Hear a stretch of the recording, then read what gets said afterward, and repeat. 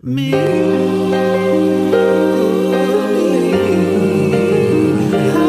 am a memoir. I said a memoir. The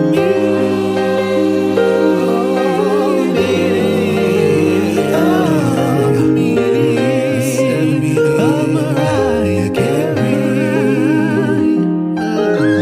Hello, Lamely. It is time for another bonus episode because we are blitzing through Mariah's career in the book. We are. The Meaning of Mariah Carey. We've decided we need to have a look at her output during this time.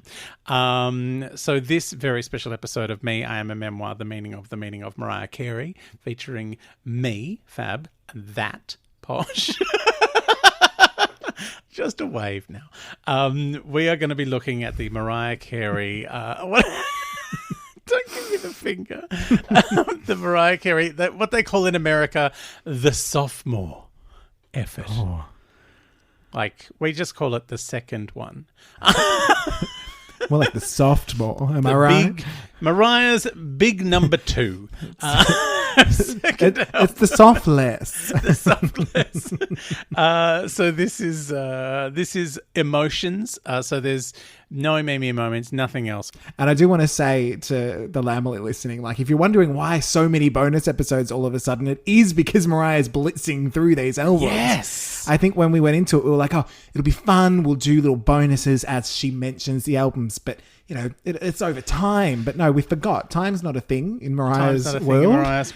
And so she's smashing us with them. I would have insisted we watch the entire film Grease when she did the 500 hours of beauty school so we could see the song Beauty School Dropout. But that never happened. And then all of a sudden it happened. I know. So, we are blitzing through her albums. Yes. Bring me on down.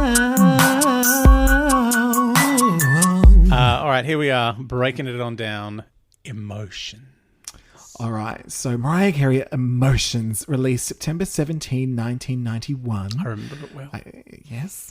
It was 2 days before my second birthday, my second anniversary, darling. Oh. She knew. The singles were Emotions, Can't Let Go, and Make It Happen. Mm-hmm. We've got 10 tracks. The album went to number 4 in the US and number 8 in Australia. What were we both thinking? And went on to sell 8 million copies. That's not a joke. It's just an actual number. I'm not making that up. So let's just dive straight in with the first song, the title track, Emotions. Oh, you know, for anyone that was like, oh, it's just, you know, she's just got that fluky, silly note thing that goes on in that song once or twice. Like, it's not, she's gone, oh no, I'm going to lean into it. Yeah. Double down on I this am shit. going to use my entire whistle register for every goddamn chorus. I'm going full kettle is what I'm doing. Now, Emotions was written by Mariah, David Cole, and Robert Clivillers. Of CNC Music Factory. Mm-hmm. It went to number 1 in the US and number 11 in Australia. That's just 2 ones is what that is. That's 2 number ones. So it went number 1 twice. And I have to say, this song always reminds me of the Australian Idol ad. Do you remember? No! In one of the years, like maybe like the 3rd or 4th year, they it might have been Wes Carr that time. Yes. The song that they sang on the ad was Emotions, but of course none of them could actually hit the notes. But the one thing with this song, I feel like it's always been around. Like it's just one of those songs that it's like, oh, this wasn't released, it just was. Yeah, I remember this being been released. This was I was about to go overseas and live for a year, 2 years. However long you meant you're allowed to go away and live in England under that, you know, London, England. That weird program where you can go and live overseas for a couple of years. Anyway, I was 19. I was thinking about doing that, and I would have still made it, and then COVID. Yeah. And now I'm too old. Yeah. Rude. Also, it's difficult at this age. Like, you know, like when you're 19, it's like, I've got no belongings. Yeah. But when you get to, as you would have almost been at the cutoff. It's like, I've got a lot of stuff. Where Well, am I this gonna was the put it thing. all? The stuff was starting to get to the end of its life, as in, like, I'd had my couch, but I'd made good use of it. Like, I was like, if I get rid of it, I'm not too upset. It's all right. I decided against it in favor of doing an album. So That's a much better thing. Like, you've got I'm a still thing, fine. a thing to And then sell. I can sell it and go overseas, and it's work, and I can put it on my tax. Yeah. But So yeah, okay. So you were going away. I was going away, and I bought myself a Discman, which was like $500 or something, really expensive. Do they exist in 91? Yes. Okay. Because I wanted to listen to Emotions over and over and over again on the flight on the way there. I needed to hear it frequently. So all of my singles that I have from that album are all British ones, because I was living there when I bought them. Like I've got a weird cassette single of Make It Happen that's got like weird remixes on it. It was very strange over there. So yes, it was an intense time in my life, because the guy I was seeing had gone home to England, and I was like, I don't know. Anyway, I'm imagining you on the plane singing Almost Home. which had not been written yet, but good. Yes, that's what I was thinking. But just imagine all those moves on a plane. Amazing. Yeah, I was sitting in the aisle outside the toilets, and a baby threw up on my shoes. It's Snakes on a Plane, but it's Almost Home on a Plane. Almost Home and on a it's Plane. just all of those moves. Yeah. But Mariah's arms are snakes. And I went on Air New Zealand, and I had to go via New Zealand and then via America. Like, it was a long That makes plane. so much sense. It was a long flight. That was back when the world was in a different geographical order. We went a different way. I don't know why I went. I think it was cheaper That's that just way. the back way.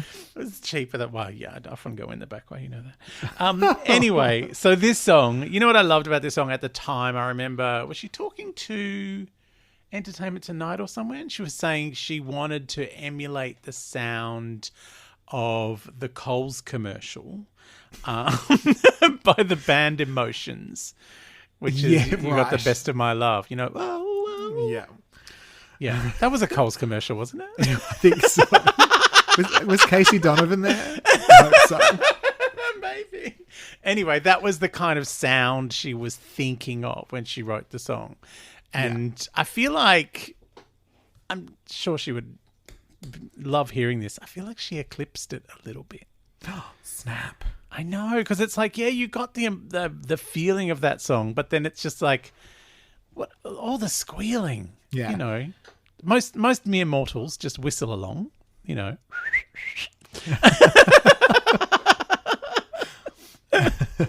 Stunning. I can't whistle. Yeah. It's so upsetting. Oh, really? I can whistle register, obviously. Oh, well, but I can't we've whistle. established. But no, I can't. I tried. Oh, you just end up blowing all over people. Yeah. Not the first time. But... it's too obvious. I'd say it's on the nose, but it was other places too.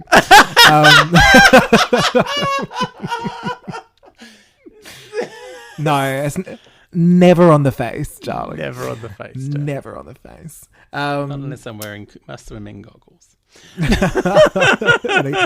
my COVID mask. Yeah. My Mariah glittery MC COVID mask. Then we also have the video. Oh, the Now, video. I will say, today I had a little re-listen, so when we go through, I'll have some original thoughts and then follow-up thoughts. But when I was listening today, I was like, oh, I have to get home because I'd written all my notes, but I was like, I didn't watch the videos. Turns out I had, but I immediately forgot them all. Oh. I remember this one. Nothing happened. There's a lot of in the back of the car action while wearing a gingham bra. So this is what I wrote. In the video, Gingham bra. Mariah, I don't know what gingham is. Gingham's that pattern that Dorothy wears.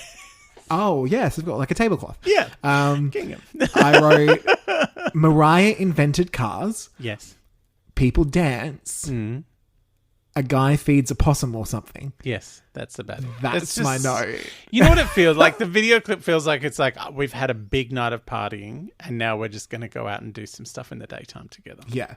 I think Mariah was very excited because she's like, it's going to be very exciting. It's the whole thing. And I'm going to make it really different to my other videos. So unlike my other videos, I'm going to do nothing as well. Yeah. But I'm going to do nothing different. I'm going to do nothing in a car. Yeah. I'm going to do nothing with some other people at a I don't think there's been a house. possum. I don't think there's been a possum. No. And yeah, that's all that happens. So my ranking for this song, and I went back and forth on it, and I was like, where do I want to put it? Like, yeah, do you assess it in the body of the album?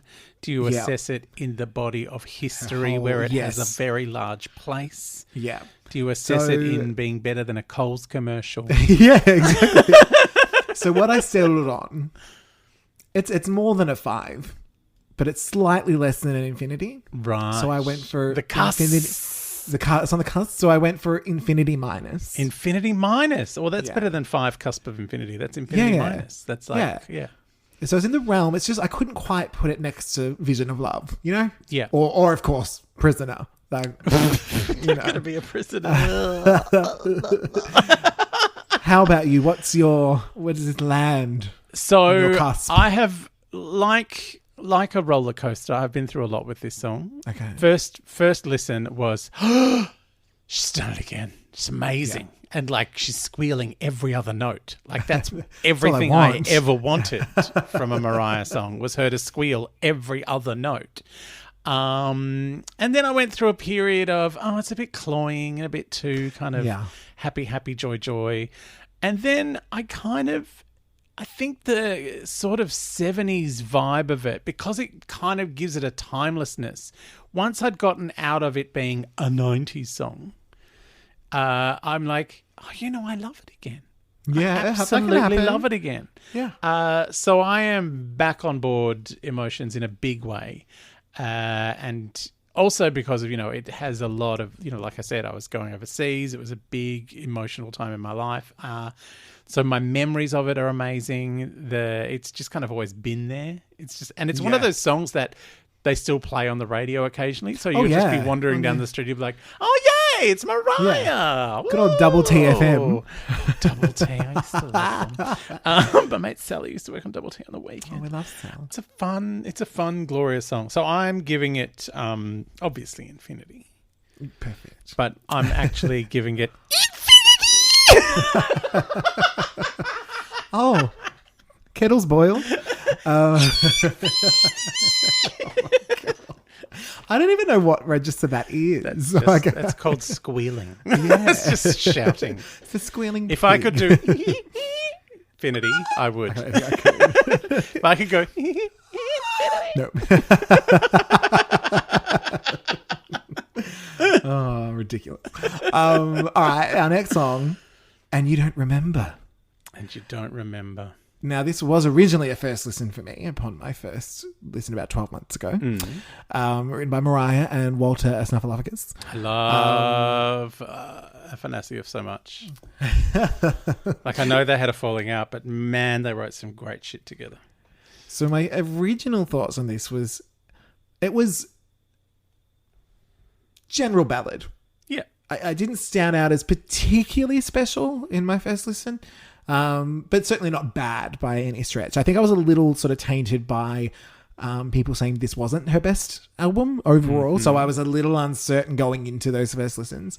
But I think the whistle helps. Yes. As we go on, I'm like, oh. So my initial score was actually a 3. But then upon finishing, it's almost like I scored it 3 about halfway through. I was like, oh no, it does get a bit better. I'm going to go for 3.5. It climbs a little mountain there. Climbed a little mountain. And then today, upon re-listening again, I'm like, you know what? This is a 3.5 to a 4. Yeah. So maybe it's a 3.75 for me.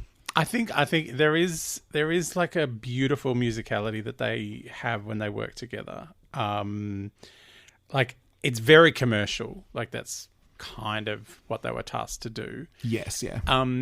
Also, like, and I know I had this, like, this feels weird to be saying this because last week I was like completely, well, given where Mariah goes later on. at the time, this was just the only other Mariah album.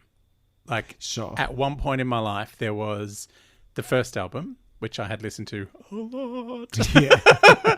And then there was this album, which was new. Yeah. And that was all that distinguished them. Yeah. Yeah. It's almost like the Austin Powers movies. Yeah. You're like, the there's first one. that one. And now then there's this the one. new one. And then this one has Beyonce. That was that third one. That had everyone in it. Gold member. Oh, remember. So, yeah, I remember being enamored with this song, but feeling like in the context of the entire album, it was good. There's songs, you know, because the first album had so many like banger, banger, banger, banger, banger, banger, banger, banger. Even the ballads were bangers. Play this at the club. Love takes time. Just whack a beat under it. No one will know. Do the Gloria Estefan remix. Yeah. Get glorious little bongos out. But it just, like, I love this song. I absolutely love this song. And it was one of those songs that has a big, big, big kind of belt in the middle of it. And then it kind of trails off at the end, which I really liked. It's like structurally, I really like it. It's just, it felt like, oh my God, this is going to be the next single. And then you kind of go, no, I don't think it is. Yeah, sure. It just feels like a big ballad right after that insanely poppy song with all the squeals in it. Yeah. Because you've got to have something to go to after Emotions. Because it's like, whoa, that is a lot. We need to really bring things down now. So what is your... you didn't give us a score. What's my your score is probably 4.5. Okay. Look, that is a respectful... It's a respectable Honestly, score. anything over 3 is pretty good. Yeah. Like, again, the way I look at it is like one is like, oh, I really hate it. 2 is like, oh yeah, I don't really like it. 3, oh, this is fine. Yeah. And then the 4 is like, oh no, I like this. And then 5 is like, I really like this. And then infinity is like infinity. You know what? You know what it is? I think if the whole song was the bit from To Let You In, if the whole song was the bridge... Yeah. I have a couple of songs like that on this album. Infinity. Like, where I'm like, oh, that's good. The bridge is spectacular, but the rest of the song is like, okay. Yeah. And the bridge, like, I reckon it's probably a 2.5 song, and the bridge brings it up to 4.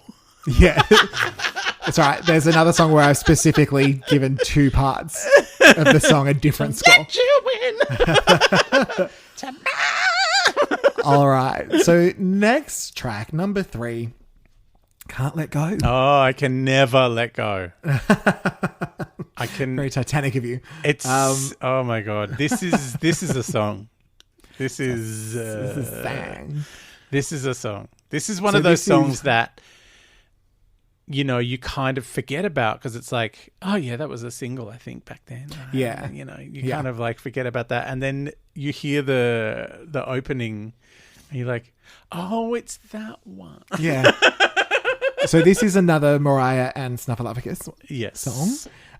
It went to number 2 in the US and number 63 in Australia.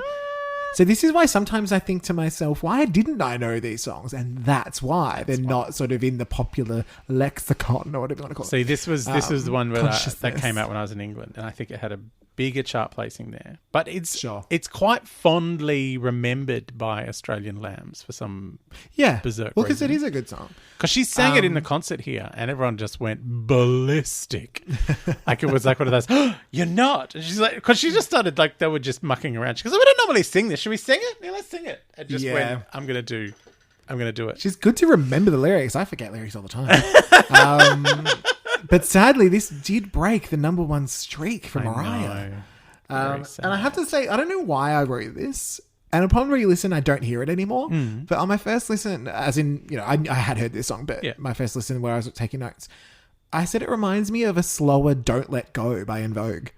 And I don't know why. What you gonna be? because it's not like it, but nothing there was like something it. about it. And I wrote in brackets, I may have been high when I said this. You know what it is? I don't actually get high, just quietly. I think just for that record. I think it's the climb.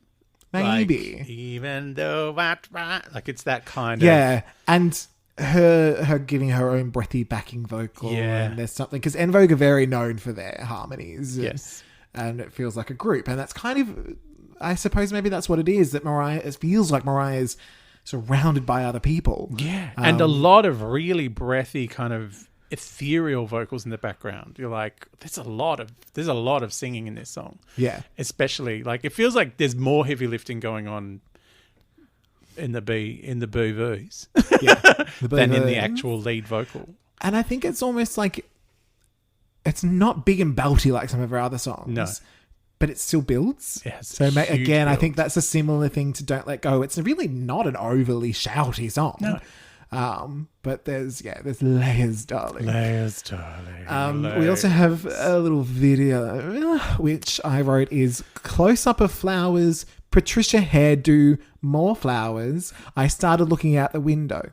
Because It's a very Patricia hairdo, isn't it? it was so Patricia. And so, yeah, I started looking out the window because I got a bit bored. You know what I nothing think? I happened. think this video was meant to be in the style of David Fincher, who directed a lot of the big videos back then. But she was not allowed to have David Fincher.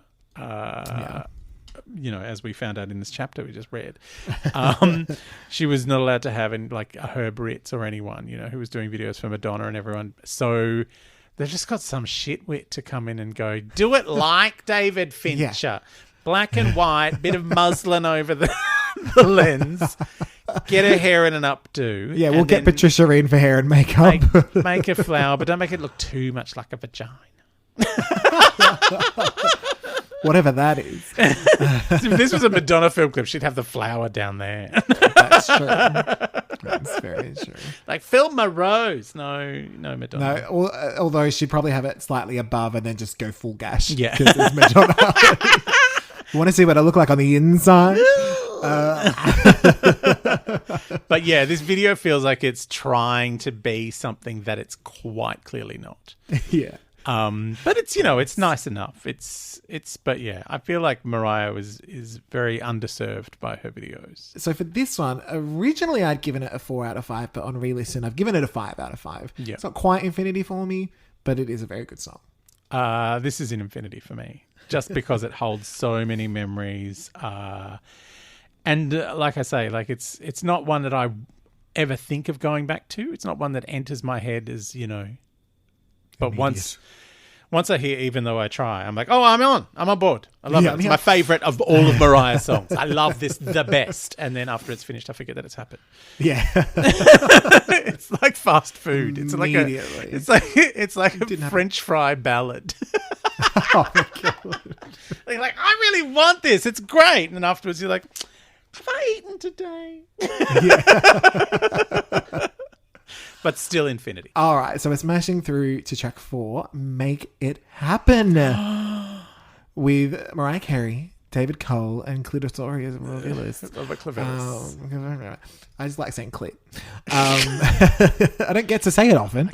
You got all weird about the flower in the last one, and now you just jumped straight in with the big other scene. Hey, I know what one looks like up close. Can you say the same? Yeah, I used to sell them at a video shop. Flowers. I sold flowers. I worked at a florist. And we sold latex flowers in our big fat florist. Oh, like was this a real thing? Yeah. Oh, was this a naked video shop? It was an adult video shop, yes. Right. I feel like I did know this, but Yes. I was just thinking of Blockbuster. Yeah, I was like, no, it was like Cockbuster. Am I right? yeah, what are you like? Zing. I'm so heterosexual right now. This never happened. So Make It Happen went to number 5 in the US and number 35 in Australia. Yep. So I've written that I like the ending the most when she starts like belting and like taking us to church. Yeah, and I kind of wish that was the whole song. Have you heard the remix where it is? Is it? There is a remix. See, this is what you need to tell me. It's one of the. I don't think it's a real one. I think it's one of these. Like back in the old days when you used to have to go and find MP3s on illegal sites. And there was one that was like, you can make it, you can make it, and that's all it was. It was just like, umva, umva, umva,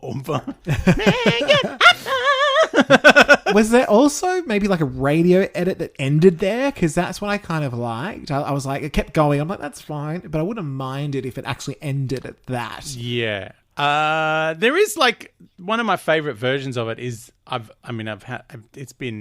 she's released it since in her binge of MC30 business, but for a long time the only copy I had of it was on a tape that I bought in the UK, and it was a much more stripped back version. It was a bit of more of electronic kind of remixy bit of business, but still like soaring vocals. It's not my favourite Mariah. Oh, okay. Controversially. And maybe because when it first came out, I was confronted by the spirituality in it. I was like, I don't want to be listening to God music. Not into, Jesus tunes. It's not my thing. Whereas, and that's, we all go through different phases with our own spirituality or however that goes. But I found it kind of grating for that because it's like, it's, on one hand, she's talking about making your own career and doing your own thing and making it happen. And then on the other hand, she's like, and maybe God will fix it for you. I'm just going to go to get a bagel and hopefully when I get back, God will have fixed it. Now, we did have a video for this and I've written my notes as I do. So we had doors open, man with torch, tap dancing, we're in a church, more dancing, maybe a dog, everybody claps. Yeah. It feels like poetry. Do you know what this film clip feels like to me? What's that? It feels like on the way out of making the video clip for Someday, and There's Got to Be a Way, they came across a church. They had $3.50 left. They're like, quick. Like, seriously, like it could be the same. Like, apart from the Dutch angles, like, which is a bit of a different thing, but other than that, it could be the same. I don't know what that means, but I would love a Dutch pancake right now. Dutch angles is where you kind of shoot on an angle, basically. Sure. Like, instead of being straight up and down, it's like, whoa, it's sideways. Oh my God. So 90s. So, yeah, other than that, it's just like, yeah, this could be one of those videos. Like, it's just, the lighting's a bit better. There's a bit more atmos. The church is nice. Yeah. Mariah does not seem to be singing along. Like, I can't be bothered. Like, seriously, like the lip sync is weird. Like it almost looks like she's gone, there's so many people here, I'll just sing the song to them, which never syncs up when instead of doing actual miming. So yeah, it looks like she's actually singing the song to those people who are in the room. And so it's just a little bit out of sync. It's weird. Yeah. All right. So for this one, first listen, I gave it a 3.5. Mm-hmm. On a re-listen, I gave it a 4, but the belty bit gets a 4.5. The belty bit. I like the belty bit. Yeah. You can make it. Yeah. Look, this is just a straight up 4 for me. It's not my favourite. I don't hate it. This might be the first time I've given a higher score than you. It probably is controversial. I mean, now that I know that it's got so much resonance with her ice-filled flap shoes, it's, it feels like it's got more to it. But I think all that is that song now has infested the book more than the other way around. Yeah. I don't think I'm bringing anything new to the song, but I think the song is bringing a lot to the book. So, 4. All right. Smashing on to the next one. We've got a little If It's Over, which was a first listen for me again. Mariah Carey and Carole King. Yeah. So it's a bit of royalty. My initial thoughts were it's very Carole King. It is. I almost expect the from Natural Woman. Like it's there without being there.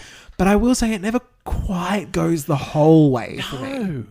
It's like it's Carole King light. Like Mariah's vocal is very good, and for some reason, and I had to go and find exactly what song it was. I kept thinking it's giving me Christmas. I don't know why it's giving me Christmas, but it's giving me Christmas, and it was actually a song called "Every Christmas" by Kelly Clarkson on her Christmas album. Yeah.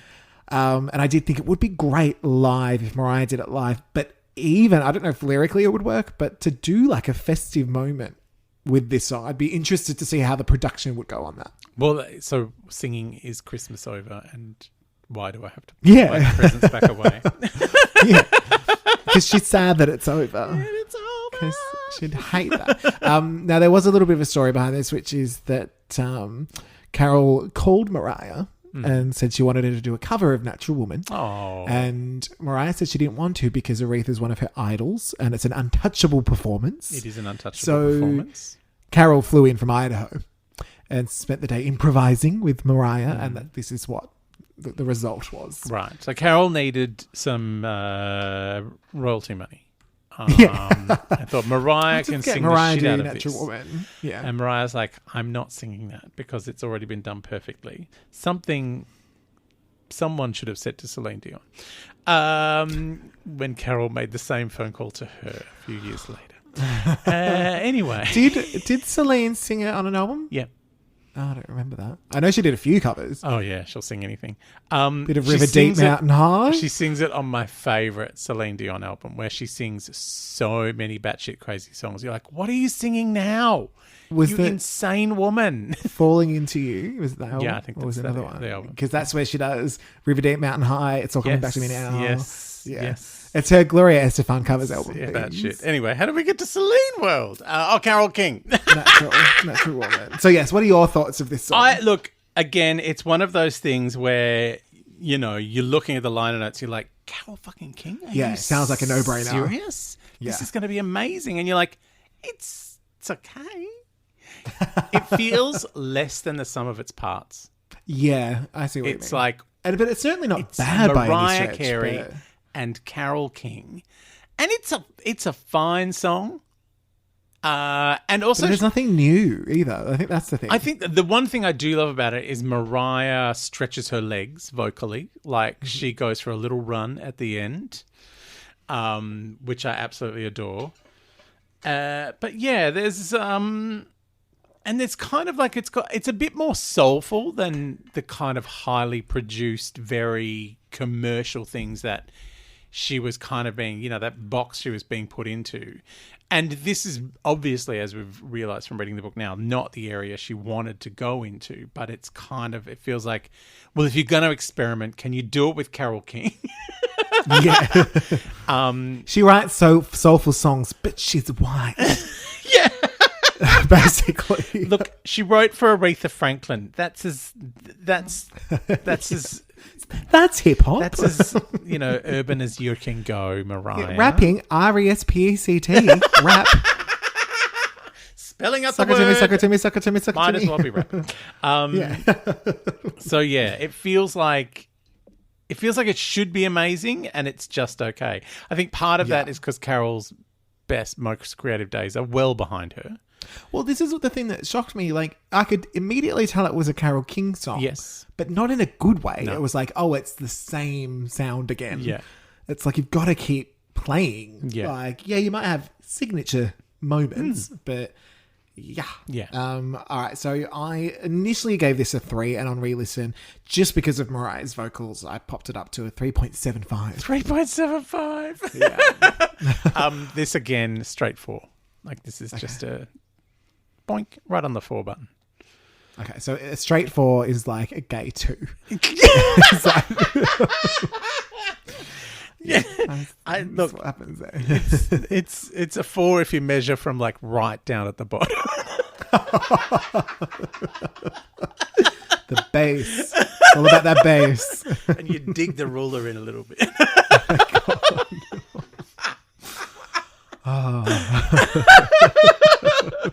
What is this podcast? All right, so we're into a little You're So Cold, which was a first listen as well by Mariah and David Cole. Mariah hates this song. Yes, I understandably. found that it starts off promising. Yeah. Like, it's got a bit of a moment that Mariah does this in other songs, like Is It You Don't Know What to Do, like where it's like a ballad beginning and then it moves into production, which is always fun. With a little honky-tonk piano. Yes. It never quite goes where it needs to, and it sort of is a little music by numbers, in all honesty. Like, I wanted to love it, and I probably would have at the time, but it definitely lives in Someday/Prisoner world, but without being as good. Yeah. But it was considered to be the first single from the album. Really? Before they wrote Emotions, I know. Can you imagine? Oh. Mariah's quote on it was recently, actually, where she says, "I also have a song, You're So Cold, but I don't really like that one anymore. It's from my second album. It's not worth listening to, really." Oh, wow. She loved thoughts, David Cole. feelings. Yeah, look, I quite like You're So Cold for various different reasons. Again, the deep beginning, like the beginning. I like the beginning. Like, I like that kind of, I was trying to think of other times she does that. I was thinking in Melt Away, she does a bit of the really deep. I just love when I'm sure there's when other she times. goes for the lower register. Like, it's because that is indicative of her insane vocal range. Yeah. I mean, there's probably a whole octave she can't sing in between whistle and her top notes. But For sure. Yeah. but I love the deep and husky bit at the start. I also love when she actually hits her straps right at the end. Like, when she's actually belting out, it kind of like she's kind of hitting her notes right on the beat, and she's like kind of like like it's a statement of like deep down inside.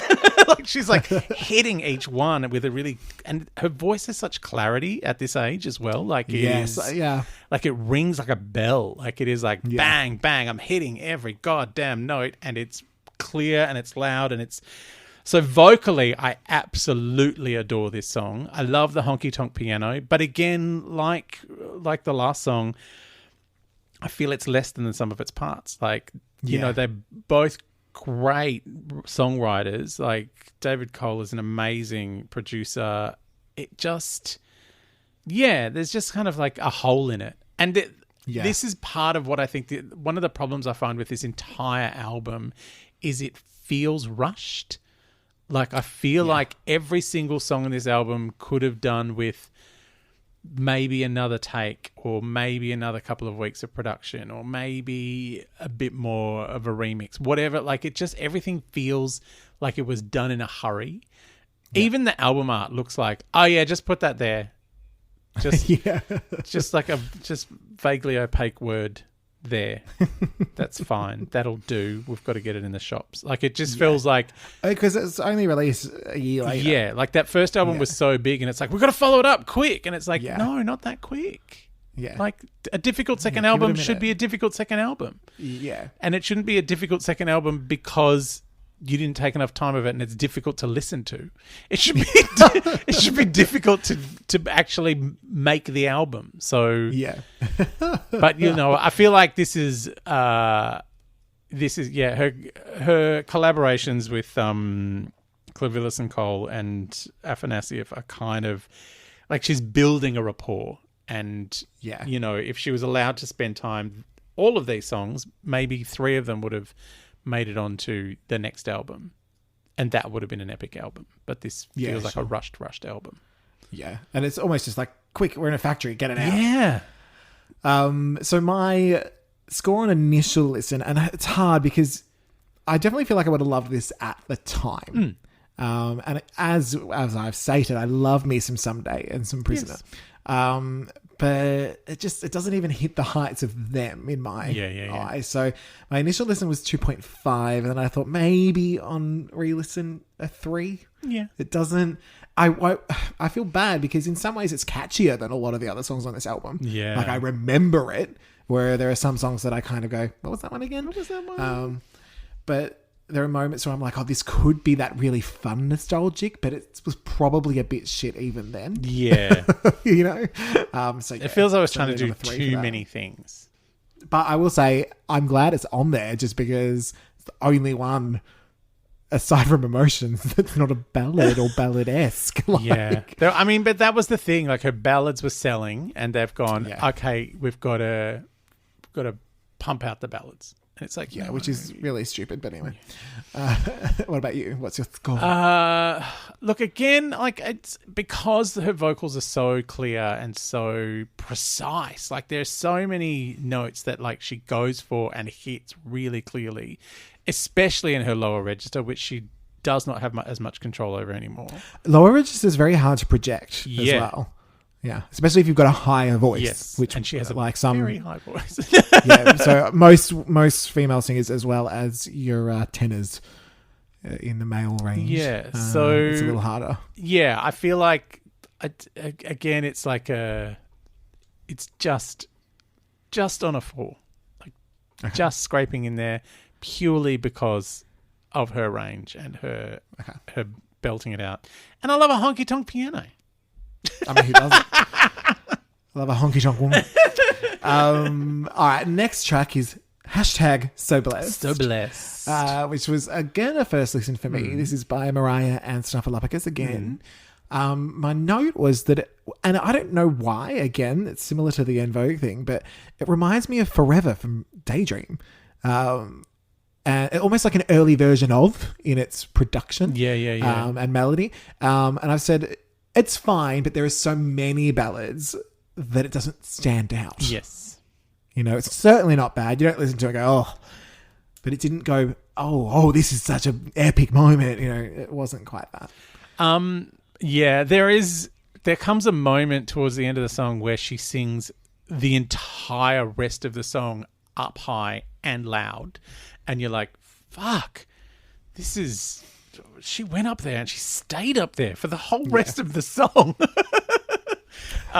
She's still up there. Like, she's still there now. No, and I do appreciate what you said about Forever. It is that kind of like that 50s style. Yeah, I think that's what it is. Yeah. Look, I have a real soft spot for this song. Like, this whole album, like, again, it's because of, you know, it was a big thing when I was a kid, and it was the only Mariah album other than the first one. So yeah, I still do love So Blessed, and it is basically, when she she goes up high during the bridge and stays up there for the whole rest of the song. Again, it's all about her singing. Like, she can sing the fuck out of a half-written song, and this feels like a half-written song. And I think that's what's sometimes frustrating, is that Mariah is a good songwriter as well. So when she's not given the time or has the passion for it, it's not that she can't still be a good singer. There are many good singers out there, but it's like, no, but she's both. Yeah. So give her the chance to be both. And maybe that's something that they on this album didn't quite understand. Yes. So for this one, look, it's not a bad score. I gave it a 3.5. Yeah. You know, I think that's a decent. Again, I can't go below 4 because she sings real loud for half the song and she stays up there. Like, it's kind of like what you always want from a Mariah song. It's like, I want squeals, I want breathiness, but also I just want like maybe 2.5 minutes of belting. You're the fan that Mariah hates because in a live show, it's just not possible. I know. And she said, I remember her saying one time, like, someone said, oh, when are you going to sing? She's like, oh, I can't just shout for an hour and a half. No, exactly. I think that was around Emancipation with songs like Shake It Off. Yeah. She's like, I've got them. Yeah. But the whole album doesn't need to be. It doesn't need to all be shouting. But yeah, again, this was, I feel like every song on this album is kind of like finely tuned to be sold, basically. Sure. So yeah, I kind of, it just felt like this is what Mariah fans want, and we're going to give it to them. And I wanted it, and I was happy with it. I'm going to give it to them tomorrow. And I give it 4. All right. We've got To Be Around You, which was also a first listen for me, again by Carey and Cole. Again, not a bad song. I did feel on first listen it was a little copy-paste from some of the other songs. Oh, yeah. Particularly Make It Happen. It could be You're So Cold. Like the Yeah. Tinky Almost like Tonky a piano weird- could be exactly. Yeah, and the vocals very make it happen. And I found it's also production from this time, so not just Mariah, but this time in music was all very similar. Yeah. So in order to really stand out, like some of the songs on the first album, it had to be elevated. It had to be better. Yeah. Not fit in, and this one kind of fits in. Yeah. So yeah, that was my thoughts on it. Yeah, it's fine. It's up tempo. It's it's the kind of song that you go, oh, I can imagine if they'd released it as a single, there'd be a couple of great remixes. Sure. Like there'd be a couple of banging remixes where she'd get to sing a little bit more. I do like there's a preponderance of background vocal in this song. Like it kind of like strips back a little bit towards the end, and we just get Mariah and the background guys, and it's just like ooh, ooh. They're kind of, it's kind of fun. It feels very light, but yeah, again, it's like everything on this album. It's just not quite as amazing as she could be. Yeah. But yeah, I kind of like that she's stretching her legs. Yeah, yeah. So for this one, I had originally given it a 3, and on re-listen, I popped it up to a 3.5. Yeah, I'm probably about 3.5 as well. Yeah. Because, she doesn't go for a run on this one. She's having fun with her background No, she friends. doesn't. Yeah. And she's happy to sit in that place. Yeah.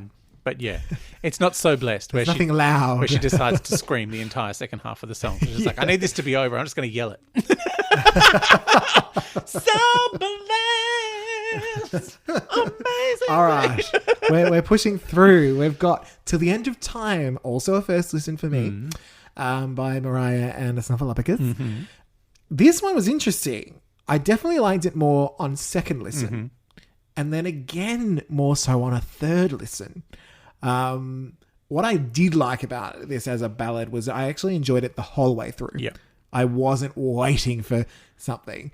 Because some of the other ones were a bit like, meh, meh. Oh, big bits at the end. As we've been there, this one I actually pretty much enjoyed it the whole way through. Could have done with a radio edit. Like, it's a very long song. But I do get it. I'm always told to edit down my songs, even when I'm doing covers, just because everyone's always saying, oh, attention spans aren't that long. Yep. I'm like, no, it can be 7 minutes. It's fine. I've got some Elton John albums where the first song goes for 12 minutes, and it's fine. Yeah, exactly. He doesn't even sing for the first But these 6. days, people want songs that are like 2 minutes, 45 seconds. I'm like, sometimes you want a 4-minute song. I'm sorry. Yeah. I mean, look, Big Spender was a 3-minute song in the 70s. Like, if you want that, you can listen to it. Go listen to it. And the other thing I thought, I wouldn't have been mad if there was like one more, like towards the end, like a level up of the production, like a big sort of swoop or something. Yeah. Doesn't quite do that.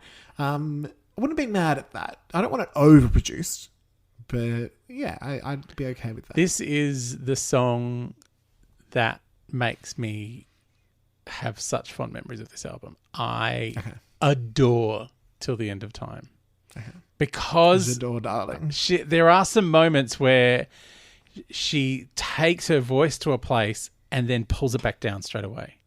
Like, I love that. I love that it's like, yeah, I can, but that is not what this song needs right now. It's like, yeah, I really, really love this song so much. And I love the slow build.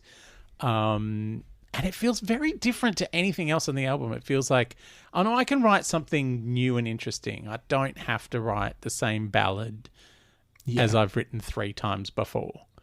Yeah, on this album. Yeah, and I absolutely adore this song. This is one of those songs that, because it was CDs were the new thing, where I would literally just go straight to this one. Like frequently. Repeat one was my friend. And because it kind of, when it ends, it feels like a really slow, like it's quite a melancholy song, because it feels like she's singing about I'll love you to the end of the time, but there is something in the song structure and the key that kind of says that's not happening. And it's never going to happen. And it feels like there's a lot more emotion in this song than I think she has put into some of the others. Some of the others feel like I'm singing really loud because that's what I do. Whereas this song feels like I actually care about this song. I have a story that I'm trying to tell in this 5.5 minutes. And I'm going to take 5.5 minutes to tell this story because I love the way it kind of peters out at the end. Like, I love the way it keeps going. Like, there's a couple of songs later on, possibly on Butterfly and another album, that technically go on way too long. But I love that. Like, I love just going... I think that can be mood dependent too. Yeah, and it's just like, oh, I've just really enjoyed this moment, this really melancholy moment, and we're just going to sit with it for a while as the music keeps going. And she's just going to keep singing Love You to the End of Time really softly because that's not actually happening. Mariah. I love it. I love this one so much. All right, so this is what's interesting. My first listen, it didn't stand out that much, but as I said, it went up each time. So originally it was a 3, then it went to a 3.5, and then today I thought, you know what, this is a solid 4 for me. But it does keep going up, so it wouldn't surprise me if it continued in that direction. Oh yeah, it's as we go I've been on. listening to this since 1991, and this is infinity plus And plus beyond. plus. Triple plus infinity. But yeah, I think part of the reason it has so much resonance is because it comes on the back of 4 songs that are just okay. Yeah. That are vocally great, but this one feels like a bigger production, like a better put together song. Like, structurally it feels stronger, and it feels like she's trying to say something instead of trying to make a single. Like, it feels this is like, oh, well, this one doesn't have to be the single. I can just do what I feel like with this I song. just want to do my song. Yeah. Yeah. And she wouldn't have had it like, with the other album, even though of course they would have been production wise going for the singles, she'd written them before all of that. Years ago. A lot of them. So there was time. Whereas with this one, it was like, oh, we've got 3 months. We've got to get this album Quick, out get it done. tomorrow. So yeah. But this brings us to the final track on the album and the most different song on the album, which is The Wind. The Wind. A first listen for me, written by Mariah and Russell Freeman. Well, technically it's like Is he the person who had the jazz? Yeah, it's like a jazz instrumental? standard Is from that, the 50s. Yeah, I was going to say. And she just wrote lyrics to go lyrics over the to top of it. So did he write that? Is that where we're going? Yeah. Right. So he wrote The Wind. Well, I think it's called The Wind, like his version of it. But yeah, she just basically created... Wrote the lyric and melody. Yeah, just was like, wow, I'm going to sing over the top of this bit of jazz that I like. Look, it's what Danny Minogue did with You Won't Forget About Me. So, Mariah started that trend. Now, so my thoughts on this, I'm mixed on this one. I go back and forth depending on my mood. I did write that I think it would sound very good live. I think that would be really interesting. Because personally, I think I prefer jazz live. Yes. Because it's like... It's difficult. It's a feeling. It's difficult to capture in a studio. The and I think... of live jazz. That's sort of my hesitation with this song is... I just wish I was in the room experiencing it and seeing her and seeing her with the other musicians and all of that. Yeah. I also think there's a moment in it, and it doesn't go anywhere near there, but it has like, I don't know if it's a horn or something, but it starts going a little 007 Shirley Bassey, and I wouldn't be mad if there was a version that went full 007 Bassey. Do you know what I'm talking about? Yeah, it almost starts to get... You know how all Bond songs have that atmospheric string underneath? Yeah. And then...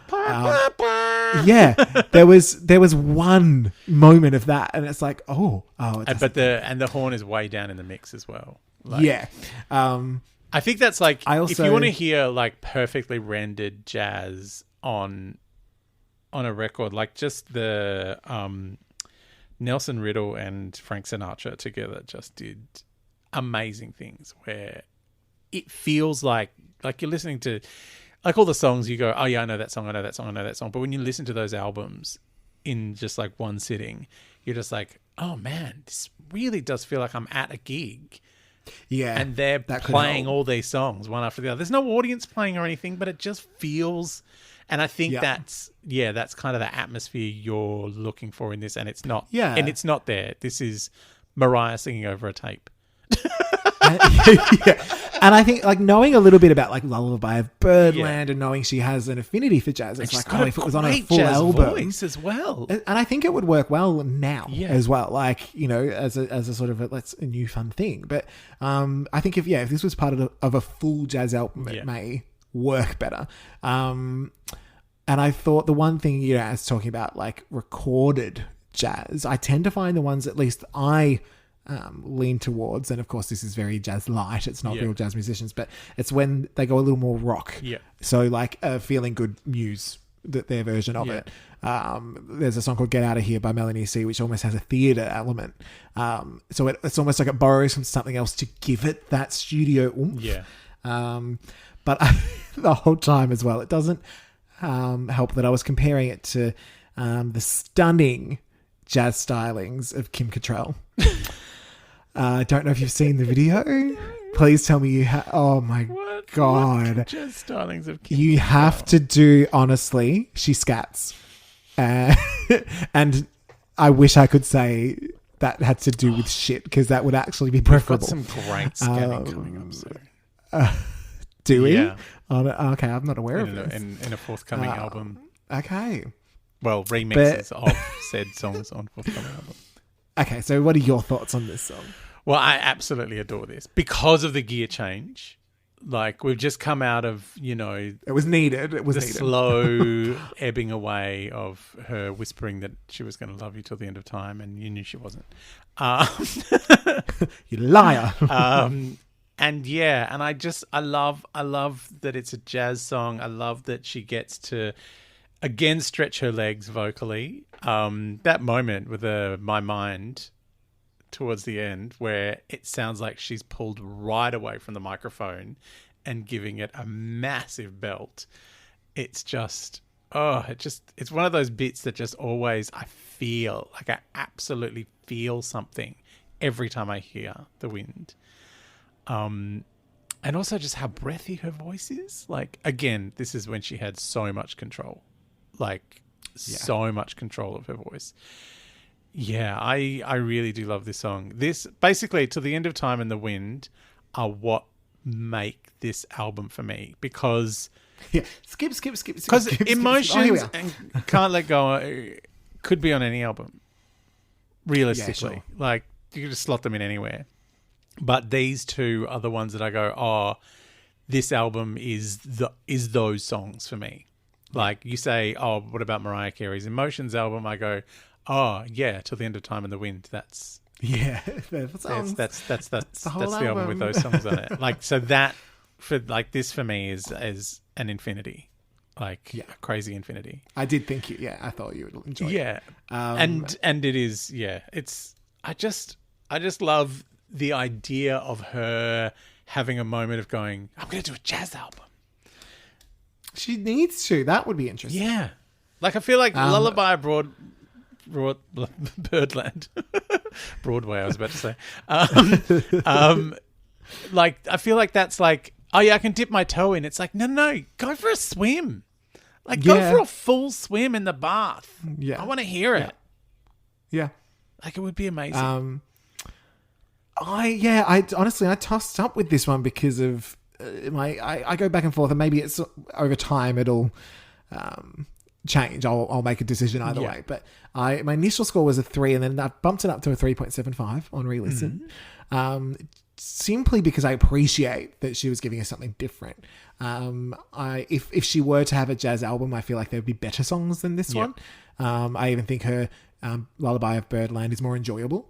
It's a bit more up-tempo. But again, it's a little bit more up-tempo, and it's a live I like the melancholy version. of this. Yeah, sure. Like, but again, you've had 20 months to sit with it. I've had less. Yes, I've had many months with this song.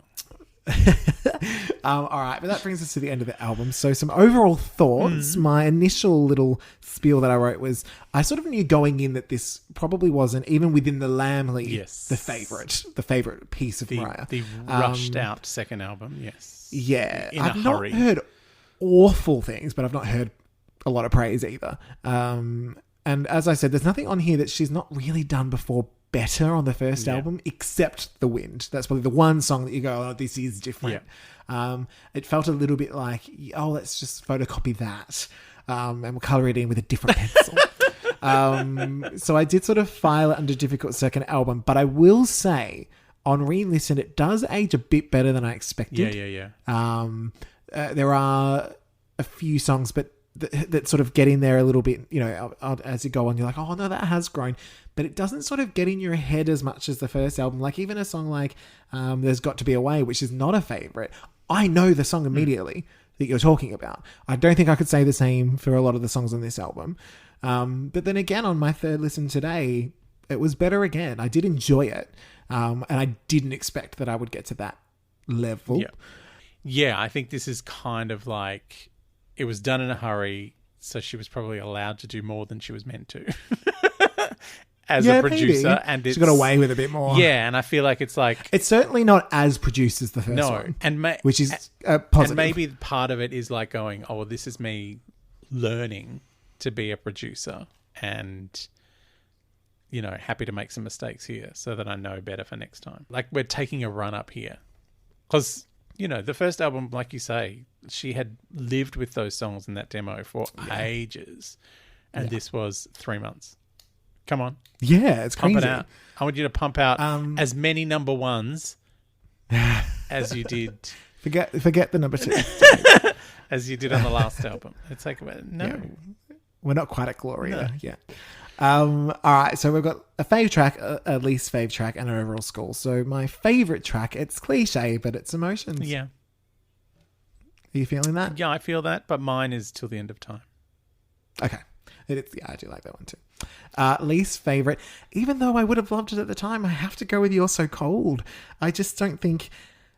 I like that it is different, but it's just not as good as the similar songs that came before it. Yeah. And it's probably the one song of both albums that I'd almost be a little embarrassed if I was Mariah. Like, because we've talked about Prisoner and Someday have such a camp nostalgia that it's fun. It's like, oh my God, whereas this one, it's just like, oh no, it's a bit shit even then. Yeah. Oh God. So that would be my least favourite. My least favourite's probably going to be If It's Over. And maybe that's because of expecting too much of it, even at the time. Oh, fuck, it's Carole King. Yeah. And then you get If It's Over, which is fine. I think it was released maybe in the UK when I was living there. Oh, okay. They used to do that a lot with radio singles, like it was just a promo sort of thing. Maybe it'd have a little... I feel like it came out for some reason. But yeah, it was just... it was fine. It's just, you know... I wanted more from it, basically. Yeah. And the overall score, so for this, I think the last album, I'd originally given it 3.5, but bumped it up to a 4. And this one, I actually looked at the scores I gave. I was like, it's almost similar, but I don't think it's as good as the first one. So I'm going to go with a 3.5 for this one, just because I can't give it a 4 like the last one. Yeah. But the last one, I can't quite give a 5 yet. I need to live with it a bit longer, you know? There is method to my madness. There is no method, and it's entire madness. Look, yeah, I'm similar. This for me, for the whole album, because it's just, you know, it feels rushed and it feels like we're tilting at singles and not actually trying to make any kind of amazing music until we get down to the end of the album. And it's like, oh yeah, no, you can put those on there if you want. So no one will get those 2 songs that you've just been making in your fucking whatever you've been doing down there. I'm gonna go 3.5. Okay. Oh, so we're on the same. Yeah. I think the thing with this one, even though I probably gave quite similar scores to the last one, you had a couple more infinities. A couple more infinities and stuff. But with this one, I think even a song that may be 3.5, it is a 3.5, but I may not revisit it as much. Whereas on the other album, even the 3.5s, they're just that little bit catchier. Yeah. So I will listen. I don't think it's necessarily a better song, but they just have slightly better re-listen value. But yeah, it's just, you know, it was in a hurry. There's some great songs on it, It's just they don't hang together. There's no kind of... I feel like there's a weird schizophrenic nature between the Afanasieff and the Clavillis and Cole songs. Like there's a... It kind of keeps going back and forth. It's like, I'm a ballad album. No, I'm a pop album. No, I'm a ballad album. No, I'm a dance pop album. I think ballad won out overall. But even then, it's like there's not as many spectacular ballads. Like Can't Let Go is good. That's the thing. Yeah. But, there's no song that you go, oh, that takes my breath away. Yeah. No, exactly. Like, and even the last half of So Blessed, as much as I love her screaming for an entire 2.5 minutes, it feels like the song feels a bit contrived with its weird 50s-ness. Even with Emotions, which I put as my favourite track, like you said earlier, there is a cloying aspect to it, which I never get with Vision of Love, ever. That's always amazing. Yeah.